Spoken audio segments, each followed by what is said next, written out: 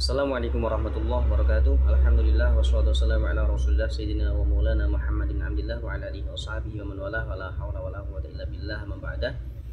Jadi saya mau bercerita sedikit dulu kenangan saya waktu pernah nyantri di Pondok Pesantren Darut Tauhid Gedung Sari yang diasuh oleh beliau Kiai Haji Muhammad Thaifur Mawardi. Jadi bukan cuma syekhnya, bukan cuma kiainya yang keramat, tetapi juga ada beberapa santri yang keramat juga seperti itu. Bahkan pondoknya pun terasa banget berkahnya. Dulu ada santri ya, santri senior, santri ya zaman dahulu itu pernah, waktu di Mekah itu entah umroh atau haji atau apa itu saya lupa. Beliau itu kan ke sana, itu santrinya Mbah Tifur ya, di sana beliau itu kan paspornya mati. Nah, di situ dikejar sama polisi.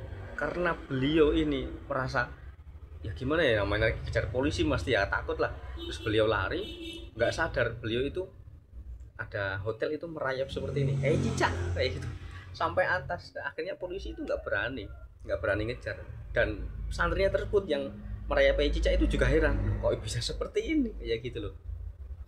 Dan ada lagi dulu santri yang dibacok juga ya, waktu itu kan zaman dahulu itu agak primitif sih ya. Jadi santrinya itu banyak yang dimusuhi oleh orang-orang lah pokoknya.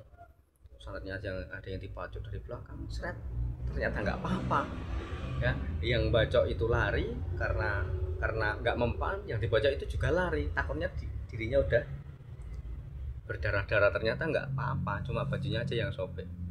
Masya Allah. Juga dulu pernah waktu di pondok ya, eh, pernah ada alumni yang bercerita. Ini alumni yang bercerita, ini bukan dari saya sih. Karena dulu kan pernah ada sebuah pelangrok yang ada di jajaran dalam. Pelangrok, kalian tahu pelangrok enggak? Pelangrok itu adalah rumah gubuk ya, rumah gubuk. Terkadang terbuat dari bambu atau terkadang dari kayu. Di situ kan ada orang nggak suka lah. Pokoknya orang nggak suka sama Mbah Thaifur itu seperti itu, dibakar. Itulah pelangrok. Pelangroknya pelangrok anak-anak dalam. Itu dibakar, malamnya itu kelihatan berapi apa, pokoknya itu kebakaran lah. Kalau perkiraan paginya ya udahlah habis gitu. Ternyata paginya dilihat masih utuh, seolah tidak terjadi apa-apa. Itu masya Allah banget. Juga berkah yang paling saya rasakan ya, yang saya alami sendiri dulu itu kan pernah, dulu saya juga punya mbak sepupu di pondok sana. Di sana saya kan setiap bulannya itu dikirim sama orang tua, dan mbak saya juga dikirim sama orang tuanya. Itu kan mbak sepupu, anaknya Pak D. Di situ mbak dikirim 10 kilo beras setiap bulannya, saya juga 10 kilo setiap bulannya. Anehnya bukan cuma saya dan mbak saya itu setiap bulannya cuma berasnya itu yang kepake cuma 3 kilo itu, padahal takaran berasnya itu setiap harinya 2 gelas setiap hari. Saya merasakan berkahnya itu, saya rasanya biasa aja. Setelah orang tua ngirim, loh kok udah dikirim lagi berasnya, tak kira udah apa, berasnya udah habis belum masih banyak. Orang tahu udah bawa 10 kilo, bulan berikutnya bawa 10 kilo, dan akhirnya beras itu numpuk sampai berasnya itu banyak, tumo apa sih ya, banyak hewannya. Punya mbak saya juga seperti itu, sampai dijual-jual berasnya. Nah, itu keberkahan yang sangat masya Allah. Saya merasakan sekali ketika saya itu pernah tugasan di daerah-daerah yang lain ya. Di tugasan daerah sana saya juga bawa beras 10 kilo dengan takaran makan yang sama, tetapi hasilnya sungguh sangat berbeda ya. Beras 10 kilo itu seolah-olah apa ya, 10 kilo itu kadang ngepres, kadang turah apa, lebih dikit, dan bahkan kadang itu malah kurang. Itu padahal dari 3 kilo sampai mau habis, itu gimana coba, kalau secara logika itu nggak masuk ya. Itu berkahnya itu terasa banget. Terus ada juga santri yang masak pakai kayu, itu kayunya cuma tiga ranting ya, tiga. Nah, masak pakai 3 ranting, itu pun kayunya apa, minta dari tuan, Kang jaluk kayu nih, minta kayunya dipakai buat masak. Terus ditinggal ngaji gitu aja ya. Masak apa, beras, masak nasi, terus ngaji, kembali dari ngaji itu nasi udah matang. Gimana ceritanya gitu. Di rumah ya pakai kayu banyak, berbalok-balok, ditunggu nggak matang-matang. Di pondok itu enggak, langsung, padahal cuma 3 ranting lah. Kalau dipikir kan nanti kalau itu apinya hidup atau enggak, ternyata enggak, hidup-hidup aja. matang-matang juga itu Masya Allah.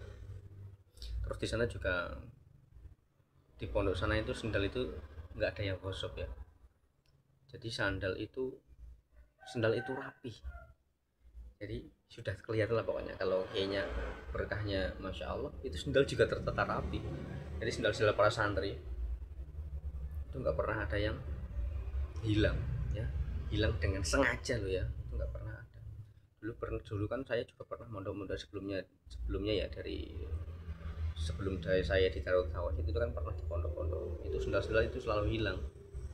Kalau sendal di sana itu Masya Allah, walaupun tidak ada peraturan, tidak ada undang-undang, tetapi dengan kesadaran para santri, sendal tidak ada yang hilang. Itu bagi saya termasuk yang Masya Allah, itu berkah sekali, sangat berkah sekali. Dan di sana itu ada syahriyah. Dulu waktu saya mondok itu syahriyah cuma 2.500 perak.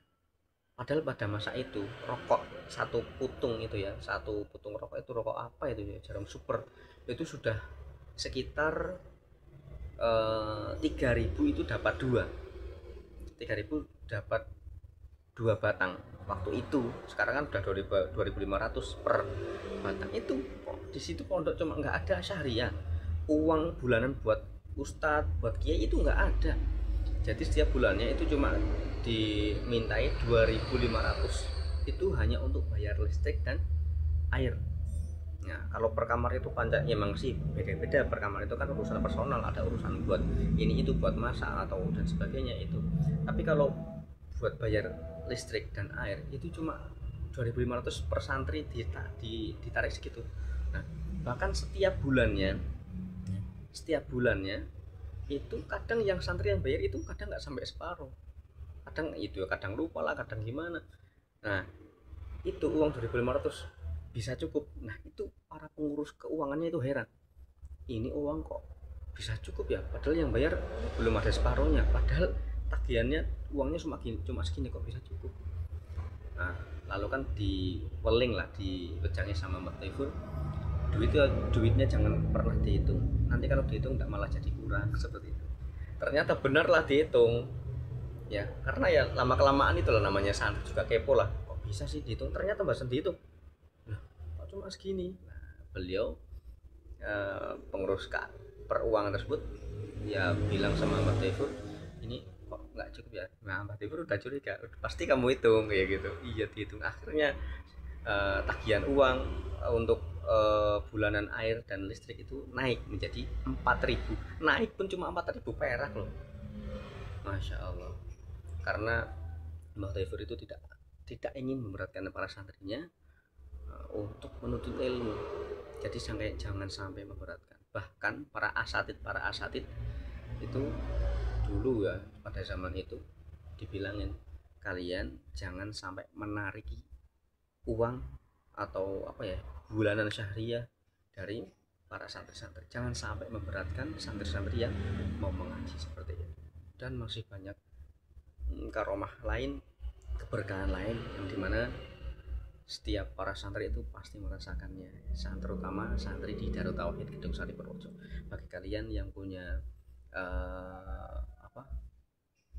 kisah-kisah tersendiri berkah di sana untuk para alumni, silahkan tulis di kolom komentar. Dan kalian yang bukan alumni dan kalian merasakan berkah karomahnya, kalian juga bisa tulis di kolom komentar, karena komentar-komentar kalian itu sangat berpengaruh untuk kita semua, sehingga kita semua itu menjadi orang-orang yang jadi pencinta para ulama, dan semoga kita digolongkan menjadi orang-orang yang berkumpul dengan para ulama besok di yaumul qiyamah. Allahumma amin. Semoga video ini bermanfaat. Jika ada kurang lebihnya dalam saya menyampaikan, saya mohon maaf sebesar-besarnya.